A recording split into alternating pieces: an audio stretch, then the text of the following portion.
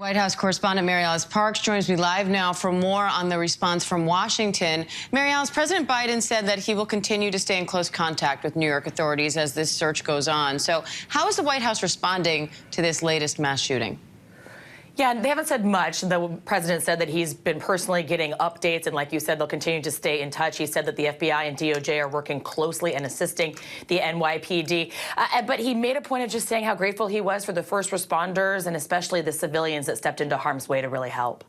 Now, extended magazines were found on the scene. Those have been the focus of some gun control efforts. So where do those efforts stand? Yeah, it's been a major push from gun safety advocates. They say they need those off the streets, that they're unnecessary.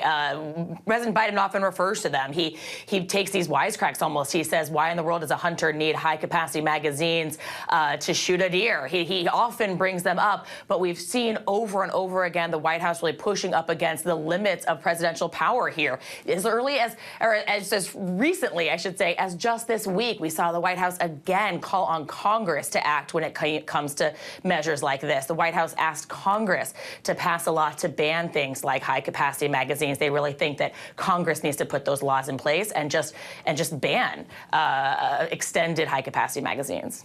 Now, meanwhile, President Biden is also trying to fight high gas prices. He says he'll issue this temporary emergency waiver to allow the sale of E15 gas, which is usually banned for environmental reasons. How much of an impact could that have? Yeah, we're talking about a gas that mixes with some ethanol. It could have some impact. The White House says it could bring gas prices down, a little bit, but we're talking about a modest impact. Only a small percentage of gas stations across the country are even equipped to sell this kind of gas, so we're not looking at some sweeping impact overnight.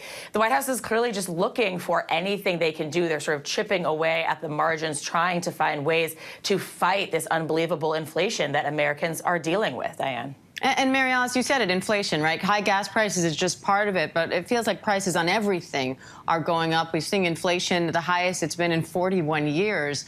So what more can the White House do? What more will the White House do?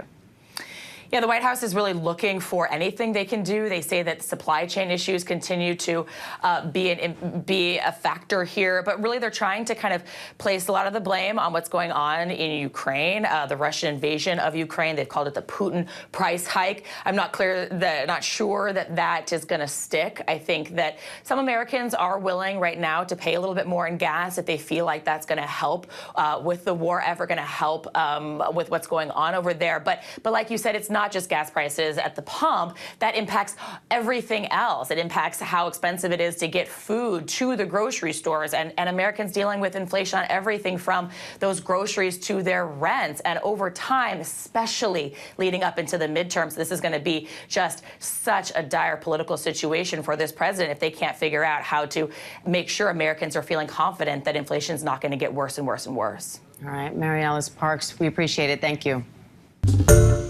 Hi, everyone. George Stephanopoulos here. Thanks for checking out the ABC News YouTube channel. If you'd like to get more videos, show highlights, and watch live event coverage, click on the right over here to subscribe to our channel. And don't forget to download the ABC News app for breaking news alerts. Thanks for watching.